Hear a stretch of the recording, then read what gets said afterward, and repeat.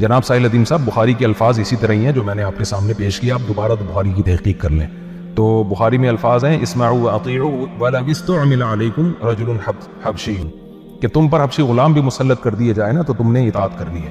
آپ نے باقی یہ جو بات کی ہے کہ بعض حدیثوں میں اس طرح کے الفاظ آتے ہیں ما اقاموا فیکم الدین, جب تک دین قائم رکھیں یا کتاب اللہ پر فیصلہ کریں تو, اور پھر اس سے آپ نے یہ ثابت کرنے کی کوشش کی ہے کہ اگر حاکم وقت کتاب اللہ کے خلاف ہمیں آرڈر دے گا تو ہم نے اس کی اطاعت نہیں کرنی. تو کس بے وقوف نے کہا ہے کہ حاکم وقت اگر قرآن و سنت کے خلاف فیصلہ کرے تو بھی آپ نے اس کو فالو کرنا ہے؟ آپ نے یہ الزام ہمارے اوپر لگایا کیوں؟ تھوڑی سی سینس سے کام لے لیا کرو آپ.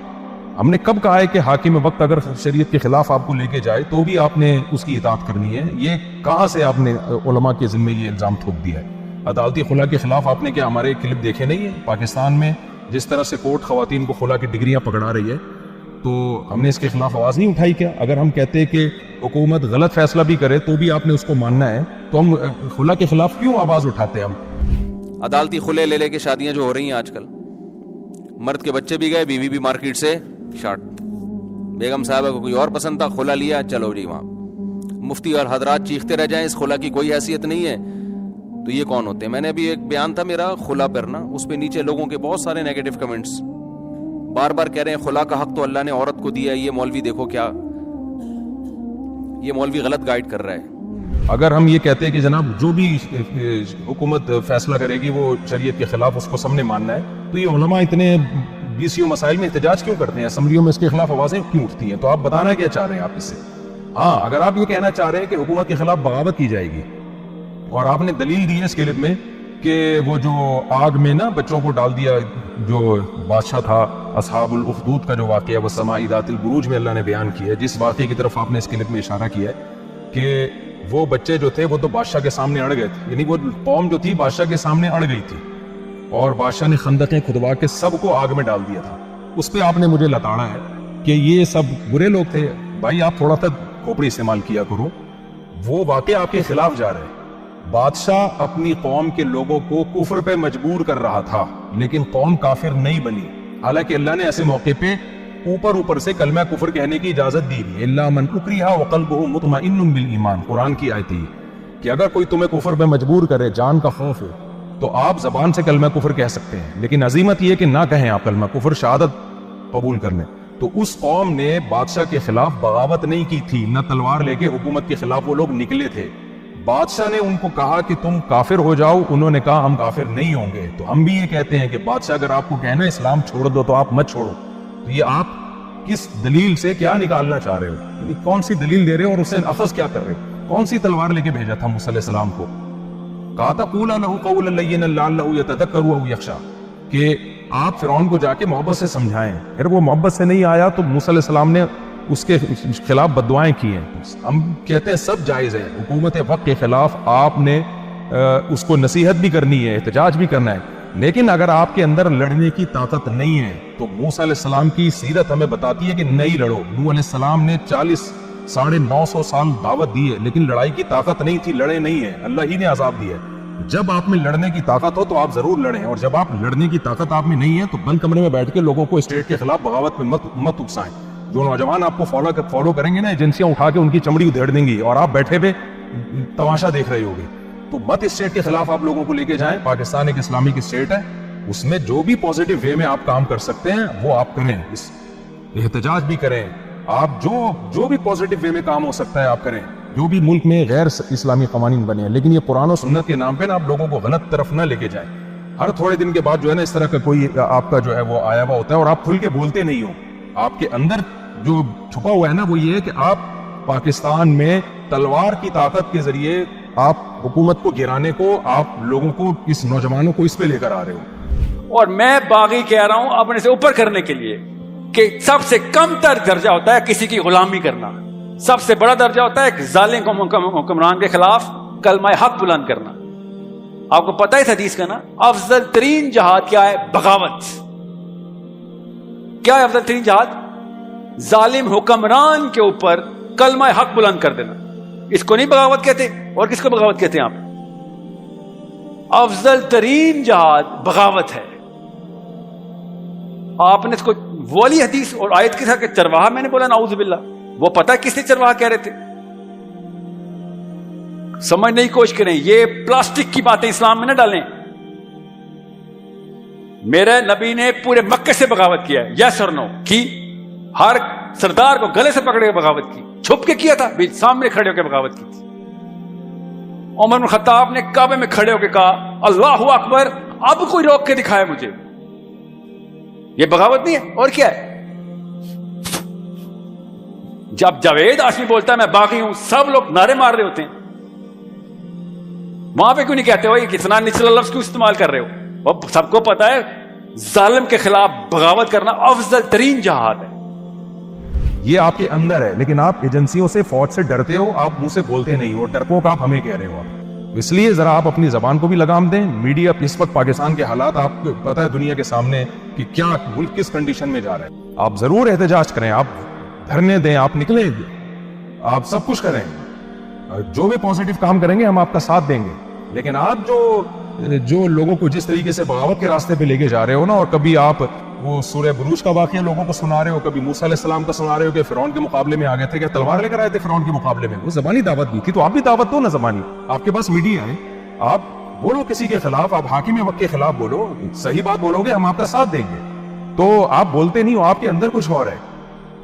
تو اس لیے شریعت میں ہمیں جو آرڈر دیا گیا ہے وہ یہی دیا گیا ہے کہ آپ حاکم وقت کی ناجائز چیزوں پہ آپ زبان سے احتجاج کریں گے. نبی صلی اللہ علیہ وسلم نے فرمایا کلمۃ حق عند سلطان الجائر. نبی صلی اللہ علیہ وسلم نے فرمایا کہ سب سے بہترین جہاد کیا ہے کہ بادشاہ جو ظالم ہو اس کے سامنے حق بات کہنا. اس حق بات کہنے سے کوئی منع نہیں کرتا. ہم بغاوت کی بات کر رہے ہیں, بغاوت کے شرعی اصول ہیں, مسلح بغاوت کی بات کر رہے ہیں, وہ جائز نہیں ہے جب تک وہ تمام چیزیں نہ پائی جائیں. میں آپ کے سامنے کچھ حدیثیں پیش کر کے سناتا ہوں. رسول اللہ صلی اللہ علیہ وسلم نے فرمایا, صحیح مسلم کی حدیث ہے, اور باب وجوب الانکار علی الامراء فیما یخالف الشرع, اور حدیث ہے نبی صلی اللہ علیہ وسلم نے فرمایا کہ خیار ائمتکم الذین تحبونہم ویحبونکم ویصلون علیکم وتصلون علیہم وشرار ائمتکم الذین تبغضونہم ویبغضونکم.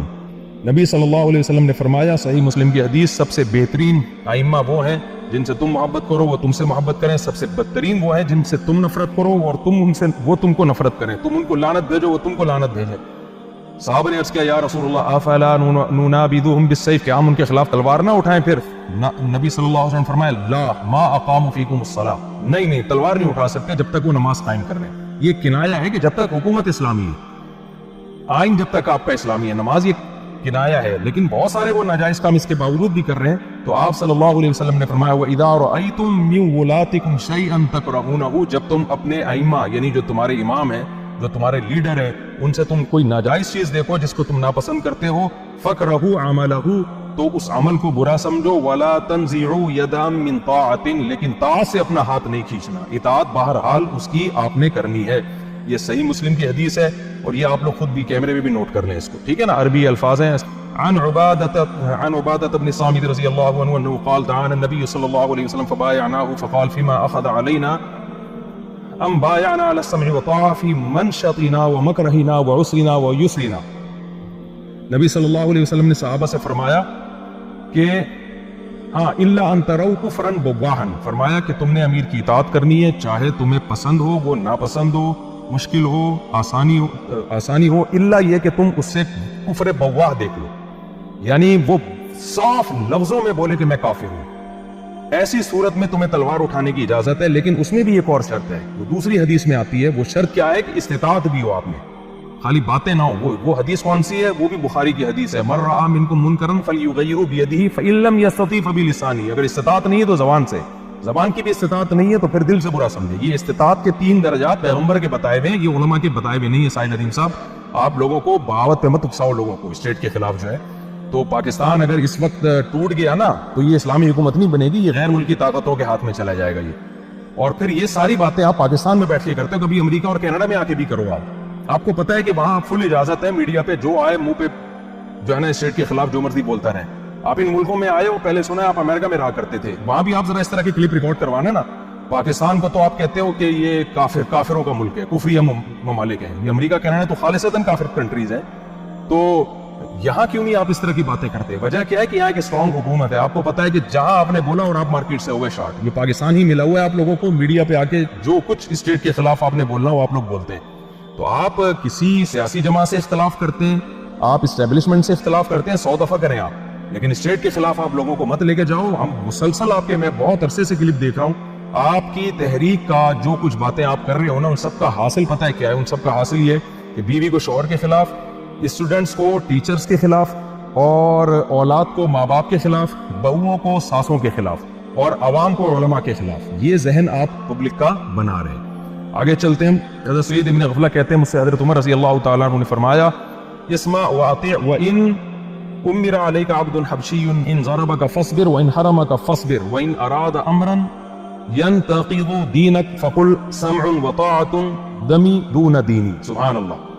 حضرت عمر رضی اللہ تعالیٰ نے فرمایا کہ سنو اور اطاعت کرو اگرچہ حبشی غلام تم پر امیر بنا دیا جائے, اور اگر وہ تمہیں مارے, ان ضربک فاصبر, وہ مارے تو تم نے صبر کرنا ہے. یہ میں نہیں کہہ رہا, آپ کہہ رہے ہو نا علماء جو ہے ڈرتے ہیں اور عوام کو بزدل بنا رہے ہیں, یہ حضرت عمر کا ارشاد ہے. فرمایا اگر وہ تمہیں مارے تو تم نے صبر کرنا ہے, ان حرمک فاصبر, محروم کرے تو بھی صبر کرنا ہے, اور اگر کوئی ایسا کام کا تمہیں حکم دے جو تمہارے دین کے لیے نقصان کا ذریعہ ہو تو تم نے اس کی اطاعت کرنی ہے, لیکن اس کو کہنا ہے کہ میرا خون لے لو مگر مجھ سے میرا دین مت لو. وہی جو اصحاب الاخدود نے کیا تھا نا, کہ دین دے دیا, یہ جان دے دی انہوں نے مگر دین پہ کمپرومائز نہیں کیا. تو مصنف ابن ابی شیبہ کی روایت ہے یہ, اور حدیث نمبر ہے 33700, اور اس کی اسناد صحیح ہے. آگے چلتے ہیں. اس طرح کی بہت ساری حدیثیں ہیں. ایک منٹ, یہ تو میں نے جلدی میں نا, کیونکہ میں اس وقت بیان کے لیے جا رہا تھا, لوگوں کا اصرار تھا کہ بھئی آپ. حضرت حذیفہ رضی اللہ تعالیٰ عنہ فرماتے ہیں رسول اللہ صلی اللہ علیہ وسلم نے فرمایا, یکون بعدی ائمۃ لا یہتدون بہدایا ولا یستنون بسنتی.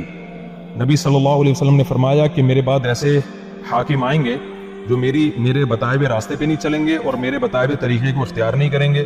وَسَيَقُومُ فِيهِمْ رِجَالٌ قُلُوبُهُمْ قُلُوبُ الشَّيَاطِينِ فِي جُثْمَانِ الْإِنْسِ, یعنی انسان کے جثے میں شیطان ہوں گے وہ. حضرت حذیفہ فرماتے ہیں کیف اصنع یا رسول اللہ ان ادرکت ذلک, اگر میں وہ زمانہ پالوں تو پھر میں ان حاکموں کے ساتھ کیا کروں میں. نبی صلی اللہ علیہ وسلم نے فرمایا تسمع وتطیع الامیر وتطیع للامیر, فرمایا تم نے پھر بھی حاکم کی بات سننی ہے اور امیر کی اطاعت کرنی ہے. وَإِن ضَرَبَ ظَهْرَكَ, اگرچہ وہ تمہاری پشت پہ کوڑے مارے, وَأَخَذَ مَالَكَ, تمہارا مال بھی تم سے چھین لے, فَالسَّمْعُ وَالطَّاعَةُ, فَاسْمَعْ وَأَطِعْ, پھر بھی اس کی بات سننی ہے اور اطاعت کرنی ہے اس کی, یعنی غیر شرعی چیزوں میں نہیں, لیکن پھر بھی اس کو حاکم ماننا ہے آپ نے. یہ حدیث ہے صحیح ہے مسلم میں, حدیث نمبر 1847. تو یہ ساری باتیں نبی صلی اللہ علیہ وسلم نے پتہ ہی کیوں کی ہیں, تاکہ صحیح ساحل الدین جیسے لوگ مسلمانوں کی اجتماعیت کا بیڑا نہ غرق کریں.